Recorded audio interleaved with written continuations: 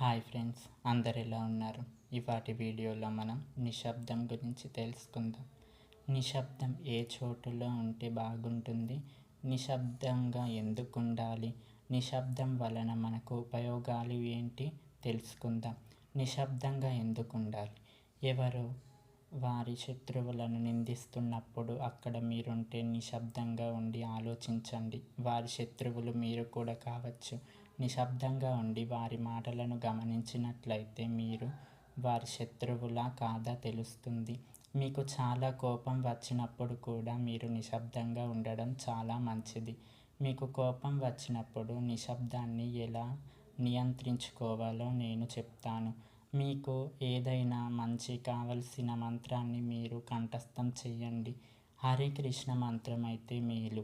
హరే కృష్ణ మంత్రం అయిపోయే వరకు మీరు మీ కోపాన్ని కంట్రోల్ చేసుకోవచ్చు. బీ సైలెంట్ అంటే మీరు సైలెంట్గా ఉండి మీ కోపాన్ని ఆ మంత్రంతో కంట్రోల్ చేసుకోవచ్చు. ఇలా నిశ్శబ్దాన్ని మీరు పాటించాలి. అంతేకాకుండా ఎవరైనా మీతో మాట్లాడుతున్నప్పుడు వారిని గమనిస్తూ ఉండాలి. నిశ్శబ్దంగా మీరు అన్నిటికీ సమాధానం చెప్తూనే వారిని గమనించుతూ ఉండాలి. అంతేకాదు, మీరు ఎవరితోనైనా మీరు మాట్లాడుతున్నప్పుడు కానీ వారు సరిగా వినడం లేదంటే మీరు అక్కడితో ఆపేసి నిశ్శబ్దంగా ఉండి వారు ఎందుకు వింటలేరో ఆలకించండి. అలానే కాదు, నిశ్శబ్దానికి యూనివర్స్ చాలా హెల్ప్ చేస్తుంది అని విన్నాను. యూనివర్స్ అంటే మీ కర్మను మీకే దారి చూపడం, మీ ఒత్తిడి మీకే ఇవ్వడం. దీని పని యూనివర్స్ది.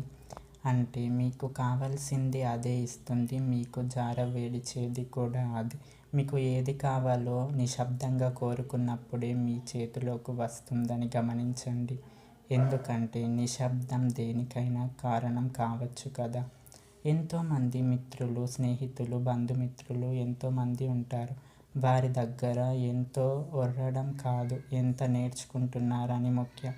వారి నుంచి మీరు ఏదో నేర్చుకొని సైంటిస్టులు, ఉపాధ్యాయులు, మన చుట్టుపక్కల ఉండే ఎంతోమంది నుంచి మనం ఏదో కొంచెమన్నా నేర్చుకోవాలి కదా. అలా నేర్చుకోవాలన్నా నువ్వు నిశ్శబ్దంగా ఆలోచించాలి. నిశ్శబ్దం గురించి ఇంతేనా అనుకోవడం తప్పు. నిశ్శబ్దం గురించి చాలా ఉంది. ఇంత చిన్న షాట్లో నిశ్శబ్దం అయిపోతుందా అనుకోవడం మీ పొరపాటే కావచ్చు.